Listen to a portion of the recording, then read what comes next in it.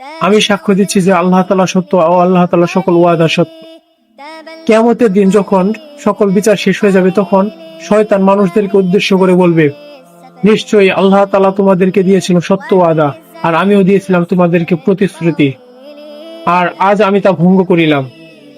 তোমাদের উপর আমার কোনো ক্ষমতা ছিল না, বরঞ্চ তোমাদেরকে যখন আমার দিকে ডাকা হতো, তোমরা তা কোনো দলিল ছাড়া, যুক্তি ছাড়া তা গ্রহণ করতে। আজকে আমাকে তোমরা কোনো দোষ দিবে না, বরঞ্চ তোমরাই তোমাদেরকে দোষারোপ করো। আজকে তোমাদেরকে আমি কোনো উপকার করতে পারবো না, আর তোমরাও আমাকে কোনো উপকার করতে পারবে না। আর এর পূর্বে যখন যত আল্লাহ তাআলার সাথে তোমরা আমাকে যাদেরকে শিরক করেছিলে, আজ সবকিছু আমি মিথ্যা হিসেবে ঘোষণা করলাম। আর নিঃসন্দেহে জালেমদেরকে আল্লাহ তাআলা দুজকের আযাবে নিক্ষেপ করবেন। এই সবকিছু একদিন মিথ্যা, যার পিছে আমরা ছুটছি, যেটা ছিল একটা ধোঁকা, এটা শয়তান স্বীকার করবে। আর আমি যে কথাটা বললাম ইতিপূর্বে, সেটা ছিল পবিত্র কোরআনের সূরা ইব্রাহিমের 12 নম্বর আয়াত। এটা মূলত ভবিষ্যৎবাণী। ভবিষ্যৎবাণী বলতে এটা হচ্ছে ভবিষ্যতে ঘটবে কিয়ামতের দিন। এই সেম কথাটা শয়তান বলবে আমাদেরকে উদ্দেশ্য করে, যারা জাহান্নামে যাব তাদেরকে উদ্দেশ্য করে এই কথাটা শয়তান আমাদেরকে বলবে। এটা ভবিষ্যৎবাণী, এটা হবেই হবেই হবে, এতে কোনো সন্দেহ নেই। কিন্তু আমাদের অধিকাংশ মানুষের এটার মধ্যে সন্দেহ আছে।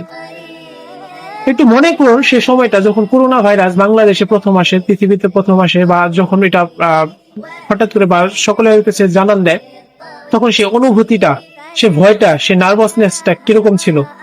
সে বার্তাটা যখন আমরা ফোনে পাইতাম যে ভাই অমুকে করোনায় মারা গেছে, অমুকে অমুক এলাকায় একজন করোনা মারা গেছে, এইগুলো করোনা মানুষের সমস্যা হচ্ছে, কিরকম ভয় পেতাম, কতটাই না অ্যালার্ট হয়ে যাইতাম, কতটাই না নিরাপদে থাকার চেষ্টা করতাম। আপন ভাই তার ভাই থেকে দূরে থাকতো, আপন মেয়ে ছেলে তার মা বাবা থেকে দূরে থাকতো, মা বাবা তার ছেলে মেয়ে থেকে দূরে থাকতো, কতটা আতঙ্কে থাকতাম। আর এই আতঙ্ক থাকার মানে একটাই, সেটা হচ্ছে ওটা যে ক্ষতিকারক, ওটা যে ডেঞ্জারাস, এটা আমরা পরিপূর্ণরূপে বিশ্বাস করতাম, বাস্তব হিসাবেই ধরে নিতাম।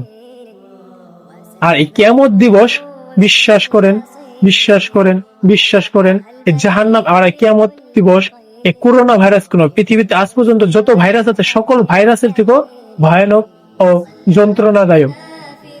কিন্তু সেটাকে থেকে আমরা অমান্য করে চলি কেন? বিশ্বাস।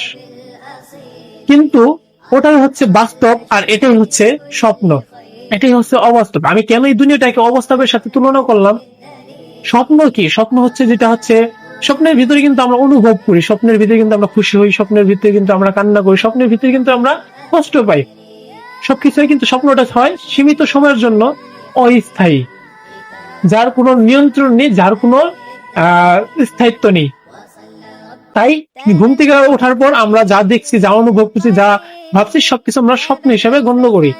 একইভাবে যখন কিয়ামত ঘটবে, দ্বিতীয়বার যখন আমাদেরকে উঠানো হবে, তখন আমরা এই দুনিয়াটাকে ভাববো স্বপ্নের ন্যায়, যেখানে আমরা সীমিত সময়ের জন্য ছিলাম, যেখানে আমরা স্থায়ীভাবে থাকতে পারতাম না, যদি অনুভব সবকিছু দিয়েছিল, বিবেক বিদ্যুৎ ছিল। স্বপ্নের কাছে এটা বাস্তব, আর এটার কাছে তখন পরকালটা বাস্তব হয়ে যাবে, আর এটাই স্বপ্নের মতন হয়ে যাবে। এখন কেন আমরা বাস্তব থেকে দূরে আছি? আর এর মেন কারণটা হচ্ছে আমরা এই সম্পর্কে কম জানি, কম বুঝি, কম মানি। এখন এই বুঝা মানা জানার জন্য কি করতে হবে? এই পরকাল সম্পর্কে সব থেকে ভালো কে জানে? ক্রিয়েটর, যে এটা সৃষ্টি করছে, যার অধীনে এটা, সে আমাদেরকে কিন্তু এটা বার্তা মেসেজ দিয়ে দিছে যে ওই জিনিসটা কি, কি থেকে ওটা, কিভাবে ওই জাহান্নাম থেকে বাঁচতে পারবো, কিভাবে জান্নাতে যেতে পারবো, কিভাবে আল্লাহ তাআলাকে খুশি করতে পারবো। আল্লাহ তাআলা আমাদের সৃষ্টিকর্তা, সকল কিছু সৃষ্টিকর্তা, তিনি কিন্তু এই সকল বার্তা, মেসেজ, অ্যাকুরেট মেসেজটাই কিন্তু কোরআনের দ্বারা নাজিল করে দিয়েছে। কিন্তু আমরা কেন এতটা দূরে বলতে, কারণ হচ্ছে আমরা কোরআনটা নিজে পড়ার চেষ্টা করি না, বুঝার চেষ্টা করি না, এখানে আসলে জিনিসটাই। আচ্ছা, একটা কথা বলি আপনাদেরকে, সেটা হচ্ছে ধরুন আপনার ছেলে বিদেশে থাকে, বা আপনার ভাই বিদেশে থাকে, ইউরোপে, সে একটা সময়, ধরেন নেটওয়ার্কের যুগ না, সে একটা সময় একটা চিঠি পাঠায় ইংলিশ ওয়ার্ডে। এখন হচ্ছে আপনি ইংলিশ ভাষা জানেন না, কোন রকম এবিসিডি জানেন। এখন চিঠিটা নাকি প্রতিদিন আপনি কেউ পড়বেন নাকি? ATCHELLO, হ্যালো, খালি রিডিং করতে থাকবেন? না, কি করবেন? আপনি নিজে বোঝার চেষ্টা করবেন, হয়তো যে আমার ভাই বা আমার ছেলে কি মেসেজ করছে, অথবা না পারলে অন্য একজনের সাহায্য নেবেন, কিন্তু অবশ্যই অবশ্যই অবশ্যই আপনি তা জানার চেষ্টা করবেন। না জেনে আপনি কখনই শান্তি পাবেন না, থাকতেই পারবেন না। কি দিছে? একইভাবে বিশ্বাস করুন, ইতিহাসের সর্বশ্রেষ্ঠ সব থেকে গুরুত্বপূর্ণ যে মেসেজটা, সেটা হচ্ছে পবিত্র আল কোরআন। এই সময়ের মধ্যে সব থেকে গুরুত্বপূর্ণ যে মেসেজটা মানুষের জন্য, সেটা হচ্ছে পবিত্র আল কোরআন। পুরনো ভাইরাসের মেসেজের থেকে, সকল বিপদের মেসেজ থেকেও, যুদ্ধ শুরু হবে এই মেসেজের থেকে, সকল মেসেজের থেকে গুরুত্বপূর্ণ মেসেজ হচ্ছে পবিত্র আল কোরআন। এটা হচ্ছে একটা বার্তা। এটা আল্লাহ তাআলা এই জন্য নাজিল করে না যাতে আমরা আলিফ লাম মিম বা রিডিং করে যেতে থাকি, এই জন্য নাজিল করছে যাতে এটা আমরা বুঝে পড়ি এবং আমরা সতর্ক হই। আল্লাহ তাআলা পবিত্র কোরআনে কিন্তু এইভাবে বলছে যে আমি কোরআনকে নাজিল করছি যাতে তোমরা, নবীদেরকে বলছে যাতে তোমরা মানুষদেরকে ভয় দেখাইতে পারো আর বিশ্বাসীদেরকে জান্নাতের সুসংবাদ দিতে পারো। ভয় দেখানোর জন্য একটা বার্তা হিসেবে নাজিল করা হয়েছে। এখন এই কথাটা, এই বিষয়টা আমি আমার আত্মীয় স্বজন, আমার বন্ধু বান্ধব, ইভেন আমি ফেসবুকে হয়তো মাঝে মাঝে পোস্ট দিতাম যে কোরআন শরীফটা বুঝে পড়ার চেষ্টা করুন। আসলে এটা একটা বার্তা, এটা শুধু রিডিং করলে সওয়াব আছে, নেকি আছে। আল্লাহ তাআলা একটা শেষ জামানা বলতে গেলে এটা নবীর ভাষা, আরবি ভাষা, কোরআনের ভাষা, এটা পড়লে সওয়াব আছে, কিন্তু এটার উদ্দেশ্যটা পূর্ণ করা হয় না, বা যে জিনিসটার জন্য এটা নাজিল করা হয়েছে। এখন যতই আমি বলি না কেন, তারা হ্যাঁ হ্যাঁ হ্যাঁ ঠিক আছে, হ্যাঁ গুরুত্বপূর্ণ, হ্যাঁ খুবই প্রয়োজন, হ্যাঁ পড়বো, কিন্তু দিন শেষে পড়া হয় না। কিন্তু হ্যাঁ, খতম দেওয়া ঠিকই হয়। আমি খতমের বিরুদ্ধে না, তবে আমি বুঝে না পড়ার বিরুদ্ধে। ঠিক আছে। এখন আর আরেকটা বিষয়, অনেকে ভাবে যে কোরআন আলেম বুঝে পড়ার, এটা হচ্ছে আলেমদের জন্য, এর জন্য না। পবিত্র কোরআন সমগ্র মানব জাতির জন্য। এখানে কোনো নির্দিষ্ট কোনো পার্সনের জন্য কোরআন শরীফ নাজিল হয় না। আপনি হিন্দু হন, খ্রিস্টান হন, বুদ্ধ হন, ছোট হন, বড় হন, সকলে বুঝে পড়ার অধিকার কেন, এটা হুকুম করা হয়েছে, পড়তে হবে বাধ্যতামূলক। অতএব এটা কারো নির্দিষ্ট ভাবে চাপাই দেন না, প্রত্যেকের জন্য, আমার জন্য, আপনার জন্য, হুজুরের জন্য, মাওলানার জন্য, প্রত্যেকের জন্য একই ভাবে হয়েছে, প্রত্যেকটা জ্ঞানী মানুষের জন্য। যদি আপনি পাগল মেন্টাল ছোট একদম বাচ্চা হন, ওটা অন্য হিসাব। যাই হোক, ইম্পর্টেন্ট কথায় আসি।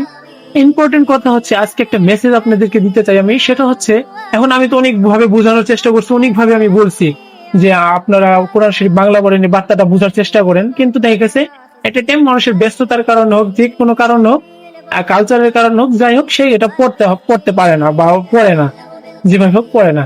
তাই আমি একটা উদ্যোগ নিয়েছি, ইনশাল্লাহ আল্লাহ তাআলা আমাকে পূরণ করে তৌফিক দান করুক। আগামী 2 থেকে 3 মাস পর থেকে এই জিনিসটা শুরু হবে ইনশাল্লাহ।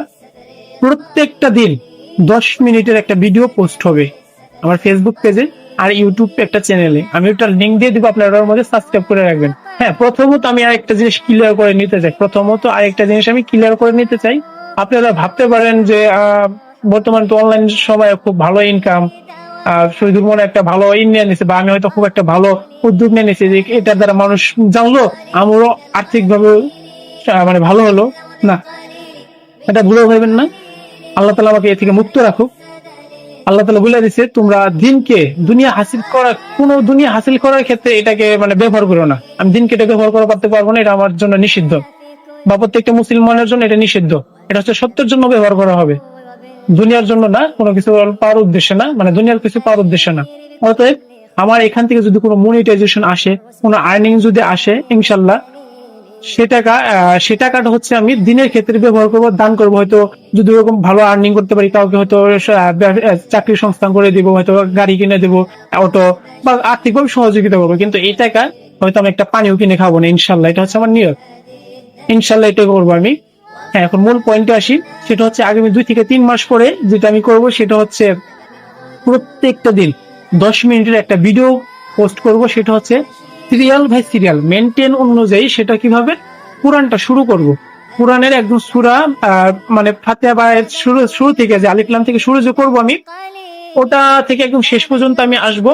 প্রতিদিন 10 থেকে 15 মিনিটের ভিডিওর ভিতরে যা আসা যায়। আর এখানে কি আমি কিন্তু এইভাবে পড়বো না যে আলহামদুলিল্লাহ রাব্বিল আলামিন, সকল প্রশংসা আল্লাহ তাআলার জন্য, আমি এইভাবে আরবি থেকে বাংলা করবো না। এতে কি হচ্ছে সময়টা বেশি লেগে যাবে। আমি হচ্ছে এক্স্যাক্টলি মেসেজটা আয়াত বাই আয়াত আপনি তো পড়াবো, আর ওইভাবেই পড়াবো যেভাবে, বলতে গেলে এটা মানে অর্থ যেটা সেটা তো বলবোই, কিন্তু এটার উদ্দেশ্যটা কি, এই আয়াতটা যে নাজিল হয়েছিল, কখন নাজিল হয়েছিল, কেন নাজিল হয়েছিল, কি কারণে নাজিল হয়েছিল, কিভাবে এটা মানবো, কিভাবে এটা মানা যায়, এইভাবে ওটা নিয়ে বিশ্লেষণ করে আমার জ্ঞান অনুযায়ী, আমার জ্ঞানের সমর্থন অনুযায়ী আমি নিজে বুঝবো এবং বোঝানোর চেষ্টা করব 10 থেকে 15 মিনিটের ভিতরে। এটা হচ্ছে প্রত্যেকটা দিন হবে, সেটা হচ্ছে আগামী 2 থেকে 3 মাস পরে ইনশাল্লাহ, কারণ আমার অনেকগুলো ভিডিও বানিয়ে রাখতে হবে পূর্বে থেকে। আরেকটা বিষয় যেটা প্রত্যেক সপ্তাহের ক্ষেত্রে শুক্রবার দিন, সেখানে হচ্ছে 30 থেকে 40 মিনিটের একটা ভিডিও হবে, যে ভিডিওটার মধ্যে হচ্ছে আমি বর্তমান সময় যে একটা সমস্যা, অনেক ধরনের সমস্যা আছে বর্তমানে, কিন্তু অনেক খারাপ কাজ যেগুলো আমাদের ভিতরে চলতেছে, কিন্তু ওটা থেকে আমরা ফিরে আসতে পারতেছি না। তো এটা কিরকম ভয়ানক, এটা কি ধরনের গুনাহ, এটা কিভাবে এটা থেকে বাঁচা যায়, বা আল্লাহ তাআলা কি ধরনের এটা সতর্ক করছে, এরকম একটা বিষয়ে একটা টপিকস এর উপরে প্রতি সপ্তাহে 30 থেকে 40 মিনিটের একটা সর্বোচ্চ ভিডিও বানাবো। যদি 30-40 মিনিটের ভিতরে ওটা বলা সম্ভব হয় না, অনেক বিষয় আছে যেটা বলা সম্ভব হবে না, সেটা আছে 2 সপ্তাহ 3 সপ্তাহে কভার করব। কিন্তু এভাবে সপ্তাহে 6 দিন হচ্ছে পবিত্র কোরআন শরীফের, আর শুরু থেকে দেখেছি মনে হইতে পারে একদিনে একটা আয়াতি 10 মিনিটের হলো, যে ওটা নিয়ে বিশ্লেষণ করলাম, এটা কখন নাজিল হয়েছিল, কেন নাজিল হয়েছিল, এটা কিভাবে আমরা অমান্য করতেছি, এটা কিভাবে মানা যায়, এটা নিয়ে আমি একটা ভিডিও বানাবো। একদিন নতুন সময় যাবে, মানে উল্টা পাল্টা না, সিরিয়াল বাই সিরিয়াল। এমন দিন আছে যে 10টা আয়াত বলবো, শুধু আয়াতটাই বললাম, বাংলা অর্থই বললাম, কোনো বোঝানোর কিছু নেই। আছে না যে কিছু ঘটনা, এটা তো এখন আমি কি বোঝাবো, সরাসরি সুন্দরভাবে আল্লাহ তাআলা বুঝাই দিচ্ছে। যেরকম সূরা ইউসুফ, এটা সুন্দর একটা ব্যাখ্যা আল্লাহ তাআলা সূরার মধ্যে দিয়ে দিচ্ছে, তো ওখানে বোঝানোর জিনিস হচ্ছে খুবই কম। এইরকম হচ্ছে কোরআনের উপরে প্রতিদিন 10 থেকে 15 মিনিটের একটা ভিডিও বানানো হবে, এবং হচ্ছে সাপ্তাহিকভাবে একটা আলোচনা করা হবে ইনশাল্লাহ। আর আমার এই কাজের মধ্যে সহযোগিতা করতেছে আরো 3 জন মেম্বার আছে, ওনারা আমাকে সাহায্য করবে। আমি দেখেছি বানাবো, ওনারা ভিডিও এডিট করতে পারে, নানান ভাবে আমাকে সহযোগিতা করবে। তা আমার এই কথাটা বলার হচ্ছে, এই কাজটা শুরু হবে 2 থেকে 3 মাস পরে ইনশাল্লাহ। তাই এই মেসেজটা দেওয়ার হচ্ছে মূল কারণটা হচ্ছে, জানিয়ে দেওয়ার কারণটা হচ্ছে, আমাকে এই কাজে আপনারা একটু সাহায্য করবেন। কিভাবে? আমি আবার আর্থিক সহযোগিতার জন্য বলতেছি না, কিন্তু এটা হচ্ছে দিন প্রচারের কারণে আমি সাহায্য চাচ্ছি, আপনার সাহায্য চাচ্ছি আপনাদের কাছে। সেটা হচ্ছে এই ভিডিওটা আপনারা পোস্টে একটু শেয়ার করেন, আর হচ্ছে যাদেরকে চান যে তারাও একটু কোরআনটা জানুক, বিশেষ করে তাদের একটু এলানো করে দেন যে এটার সাথে একটু সংযুক্ত থাকুন, এট এ টাইম এখান থেকে একটা কিছু নাজেল হবে। কারণ আমার মনে হয় না যে এরকম ভাবে কি উদ্যোগ নিয়েছে যে একদম পুরো কোরআনটা শুরু থেকে একদম শেষ পর্যন্ত একটা মানে চ্যাপ্টার বাই প্রতিদিন একটা মানে কোরআন শরীফ পড়া হবে, এক ধরনের কোরআন শরীফ আপনি যেখানে পড়তেন সেখানে আমার কথাগুলো শুনবেন। এটা এরকম ভাবে হবে। এটা হচ্ছে শেষ হতে হতে একটা বছরও লেগে যেতে পারে। 20 বছরের কোরআন নাযিল হয়েছে, সেখানে এতদিন হয়তো হওয়াটা স্বাভাবিক। আমি একদম সর্বোচ্চ মানে আমার জ্ঞান অনুযায়ী যতটুকু বোঝানো সম্ভব হয় আমি বোঝানোর চেষ্টা করব। আর আশা করি আপনাদের কাছ থেকে আমি সাহায্যটা পাবো। এখন যারা ভিডিওটা দেখতেছেন, যদি এটাকে আসলে গুরুত্বহীন বা গুরুত্ব মনে করেন, গুরুত্বপূর্ণ মনে করেন, দরকারি মনে করেন, তবে অবশ্যই এটা অন্যদেরকে জানান। আর আমি আমার ইউটিউব চ্যানেলটা কমেন্টে দিয়ে দিব, আর এই পেজটাকে আপনি দয়া করে ফলো করুন। এটা কোনো আর্থিক ভাবে বা আমার দুনিয়াবির জন্য কোনো অর্থ উপার্জনের জন্য এই চ্যানেলটা না, চ্যানেলটা হচ্ছে সত্য প্রচারের জন্য, যে এক্স্যাক্টলি আমাদের এই বার্তাটা কি এটা আপনাদেরকে বোঝানোর জন্য। আশা করি বুঝাইতে পারছি। আসসালামু আলাইকুম।